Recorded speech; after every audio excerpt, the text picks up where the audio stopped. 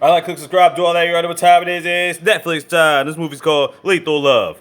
Thriller movie just came out. It's an hour and a half long. Spoiler alert, let's just get it. So we got this guy named Blaine chilling in a music store. He's got a guitar he takes out of his car and whatnot. And holy shit, he's got a chick stuffed in the back of his trunk as he's taking a ring off her finger. Setting the total what kind of guy he is already. Then we got this mother and daughter duo named Sophie and Sandra. And they run themselves a little bakery. They call it Sweet Surrender. And their thing is they're always doing like old school movie quotes, which is where they got their title for their bakery. Sweet surrender. It'll make you surrender to your sweet tooth.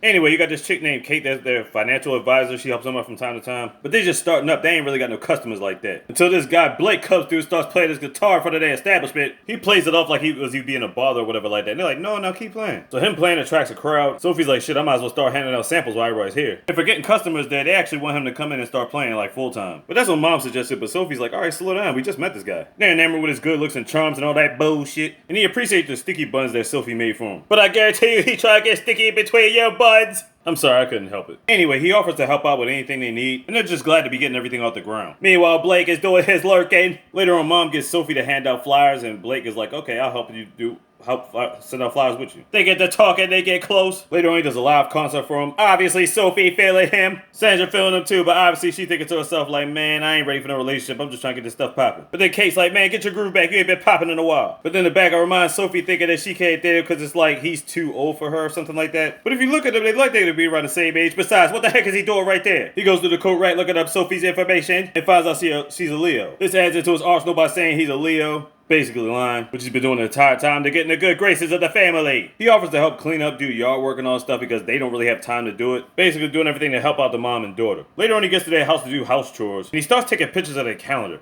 Goes through their room, reading their books, basically trying to learn everything about this duo before they get back to the house. But only Sophie shows up. Sandra, I think, is still doing whatever she's doing, and sees him supposedly raking leaves. She ends up scaring him by accident, and she ends up falling down. She ends up scraping her hand. He's gonna put some first aid on it. But he didn't even put no peroxide on it. He just threw some water on there and wrapped it up in a blanket. A scarf. So she really just came by to bring him lunch. And then they had a moment. She was thinking about her mom, and then they had another moment. And then her mom calls, telling her to get back to the bakery. So after another hard day's work, she comes home, starts texting Blake, sending pictures. Then they start doing stuff at the bakery. Before mom gets there, obviously. Or while she's in the back room filling out documents. She told her while she was doing documents, she has her passwords under her keyboard. Helps her remember and whatnot. Easy access to whatever information he wants. And Sophie was closing up. Blake comes out the group.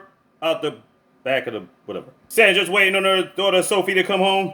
But Sophie says she gonna be out for a little minute. Walking with the Blake man. Anyway, he tells us some heartbreaking story about how his parents died and they were all caught in a fire or something like that. Lucky for him, since his parents treated him like trash, he was sleeping in the shed that night. He was the only one left alive. He's like, man, you guys treat me like family. Of course, now she's all head over heels over him now. She gets back home with her mom to watch the movie, but then mom's like, I'm tired, I'm going to bed. So she's chilling watching the movie, texting Blake. The next day, Blake is trying to help out with Sandra's arm or something like that. Sophie comes in thinking to herself like, what the fuck is this? Basically, she told her arm was bothering her or whatever like that, and Blake was helping out. Now, apparently, they had some ingredients that were missing off of their plate. She could have sworn she filled it in, but maybe she forgot. But I'm pretty sure Blake had something to do with that when he went on the computer. Turns out he was trying to convince Sophie that her mom was giving her all the responsibility, but not the respect of being a partner. More like an employee. Sophie's definitely contemplating all this shit. He said, I'm trying to make your mom feel better. That way you don't have to take on all the responsibility. This sly devil him. Smooth operator, heaven ass motherfucker. So he's been promising a song that he's going to make out to her. Meanwhile, Sophie and Sandra got beef. And she really wants her daughter to take on more responsibility. Trying to get her to do more stuff and not have a life. So with all that running around in her head, Sophie's like, fuck this shit. She about to go meet up with Blaine. Got a little fruit platter there, taking pictures with her phone, by the way. But she gave him the password too. You know, because he wanted to take pictures. Then he starts playing a song for her. Anybody that can play his guitar, love songs, and these type of movies, automatic penny dropper. And she didn't even wait for him to finish. Man, y'all know what happened. You know what happened. Y'all can all say it with me now. He ended up giving her the business. While he was in the shower, she ends up looking through this book and it has a newspaper clipping of her restaurant. Thinking to herself, what the fuck is this doing in his book? Before she could read anymore, he comes back and snatches the book up and explains to her it's his sister's diary. Said, don't even worry about that, everything's all good. I know she's still wondering to herself, why was that newspaper clipping in there? So apparently it's been 3 months now, and he ends up giving her this promise necklace. I wonder where he got that from. And she wants to tell her mom about each other. He's like, nah, don't do that. I don't think she'll accept our love. And then they'll just try to drive us apart. So she agrees to keep it a secret for a little bit longer. So of course throughout all this, she's been late to work. They've been swamped. She's been making excuses talking about she had an appointment. Sandra's getting irritated. And they're trying to work out their problems. Meanwhile, what the hell is Blaine doing? Now Blaine goes to the office looking up their secret recipes and he starts taking pictures of them. Now, at the time I had no idea what the purpose of this was, but I'll attempt to explain that later on. Then at one point she almost told her mom that she was seeing somebody. Then Sophie thought better of it, was like, nah, I'm gonna keep that promise. Now mom knows she's been hiding things, but Sophie's like, hey, I'm an adult too. I gotta have my privacy. Then she hooks up with Blaine again and she tells him like, look, I really want to tell my mom about us. Then he tells her that her mom has been trying to come on to her and he was trying to let her down easy, but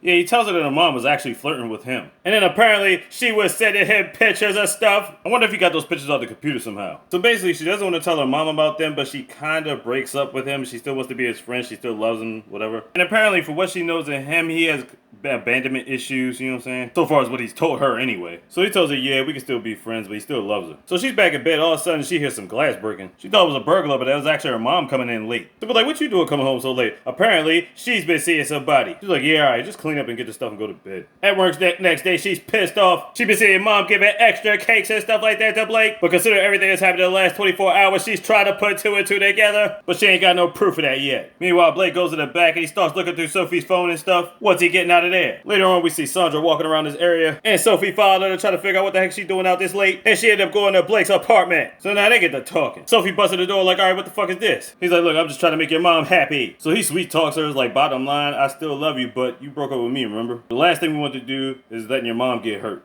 from all this. So because of the things they used to do, she's not going to tell her mom about what they had. She ain't doing it for you, she's doing it for her mom, but that's what he wants anyway. The next day, mom's about to go out. She got to get ready for the bakery and whatnot. But Sophie plays like she's sick. She don't feel like being around none of this shit right now. Later on, they try to have a heart-to-heart. Sandra thinks she's in love. Sophie's looking like, man, this is some more bullshit. And then Blake pops in, giving Sandra flowers. She's so irritated about the whole shit, but she don't want to break her mom's heart, so she's gonna let this facade keep rolling. Later on at the bakery, Blake can feel the tension, so he starts texting Sophie saying, can we talk? He's like, all right, meet me at the spot. So they get to talking. She tries to convince her he loves both of them. Goes in for the kiss again. And of course she has second thoughts about the shit. Then she's thinking about telling her mom for real. And he's like, you think she'll believe you? He's like, I'll just show her all the messages. Like, what messages? And that's when I realized what he did was in the coke rack. He erased all of her messages off her phone. So then she's convinced she's still going to tell him whether she believes him or not. Then he gets physical and makes a promise not to say nothing, and she promises. Then later on when Sophie goes home, she starts going on the computer and tries to look up his background, but she don't find nothing. Then she's looking it up at work, still don't find nothing. Then he was doing one of his little concerts again. But this time Sophie used her phone and did a live stream on it. Crazy thing is the same song he dedicated to her is the same song he's dedicating to her mom. Then later on, he actually proposes to Sandra. Yes, he used the same ring he took off of that girl's hand that he had in the trunk. And she said yes to celebration. Now look at both of them. And they said he looks too old for Sophie. But look at Sandra, she looks too old for him. Anyway, get your groove back and get married. Meanwhile, Sophie was digging up information on him, but she still couldn't find nothing, and he almost caught her. Then he tells her about the marriage plans, about to be married to her mom, and they about to get it cracking. But it turns out Sophie did find out some information. So she goes to this guitar spot, looks at this lady named Judy. Turns out, Blaine was messing with Judy too, and also this girl named Camilla, who nobody's seen from in months. Camilla's actually her sister, and this is the same music store where he got the guitar from. So I'm pretty sure that was Camilla in the fucking trunk in the beginning of the movie. And on top of the guitar songs, he stole all of her songs. So he's got this fetish of stealing people's identities. So that's why he was trying to steal all the bakery tips from the secret bakery or whatever. Man, that shit is crazy. But why'd he kill Camilla? I guess he got too close and was about to tell her sister something. And actually all the information she needs, she's trying to call her mom and warn her about this stuff. And tells her to meet her at the bakery at 7 o'clock. But when she gets there, it wasn't mom she was talking to, it was Blake. Sophie tells him all the stuff that she's got on him. He ends up slamming her against the damn wall. She tried to dip, but she slammed her on the damn table, scratching his arm in the process. She's reaching for a knife, he reaches for a bowling pin and whacks the shit out of her with it. I mean a rolling pin, you know what I meant. He goes to her phone again, but obviously she changed the password, so he gets a thumbprint. Then he goes by this bridge. He's got Sophie in a bag in the trunk, zips her up, tosses her over the bridge in the water, and it's sinking.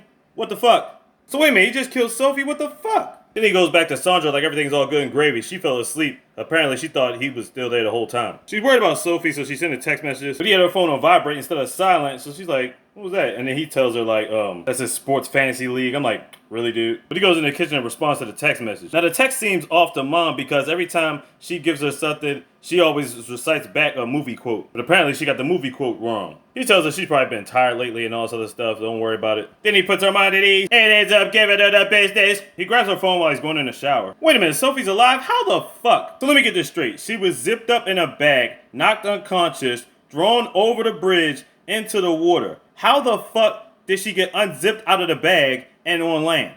Mind blown right now.